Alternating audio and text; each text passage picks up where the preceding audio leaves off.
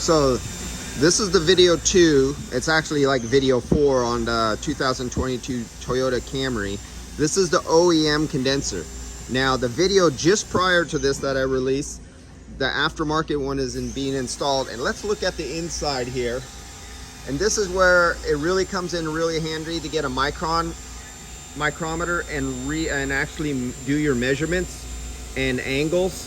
Because see inside here on the inside, the way they machine and they make this on the aftermarket, on some brands, not all brands, but on some of the aftermarket brands, they don't quite got the inner piece in here where the plastic fits in and it clamps in. It's not quite sharp and nice and defined, and it's kind of sloppy. And this is the OEM. This is what it should look like. And so what's happening on some of the aftermarkets is they're popping out after they've been on the road for a week, a month or so. And what I've found is when looking, if you cut these in half, so you remove this, you cut this down long ways, so lengthwise. So what you'll do is you'll come here and take this old one off, since this was a damaged condenser, and you will cut this off and then cut it down longwise like this in half.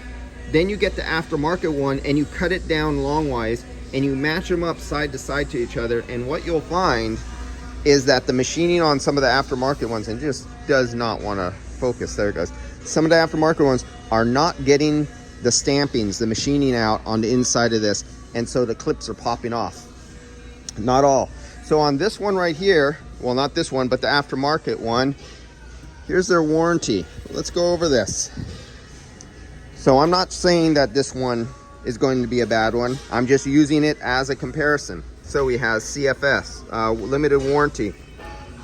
You can look at the warranty and you can see they do not warranty labor or parts at all whatsoever. Let's see if I could get that blur off of there. I'm gonna try to cover up with my finger. Okay, I put my finger over the light so it doesn't kill you. But you could read this warranty and you could see they cover nothing other than the item itself for 1 year. So let's say this aftermarket that goes on here does have a defect. You're liable for all the costs occurred with it being defective. Even though they're a defect, you would be liable for the entire cost of everything. So in that effect, if I had to come out on somebody's aftermarket condenser, I do a refrigerant just for me to come out there and do a refrigerant leak. That's a minimum 1 hour. That as of right now, my rates are probably going to go up in the next month or two. Thank you, cost of living and everything going up in inflation. But I'm $185 right now for this vehicle. If it came back a week later, that'd be $185 for a leak check. Then let's say, we're not going to say it's this company, but let's say the other aftermarket company, whoever they are, didn't manufacture this right. It's just a little bit different and it pops off. Well, guess what?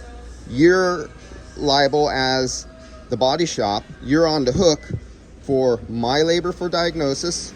Then your labor of a technician has to come up and pull off the bumper and everything that's associated with removing the defective condenser. Then paying me another $500 and some to come back, because this is YF refrigerant, to charge it up again. Customer goes in a rent-a-car and everybody's angry all around because they got an aftermarket. If it was an OEM, it would come with the right oil, it would come with the O-rings, it would come with a fitting on the end that you're 100% guarantee it's not going to be a defect, because it would be a Denso in the first place. That's all I gotta say about that. Let's pop onto this. I need to turn he just got it connected over there, and we're gonna see what happens. The future always tells. All right, see you guys.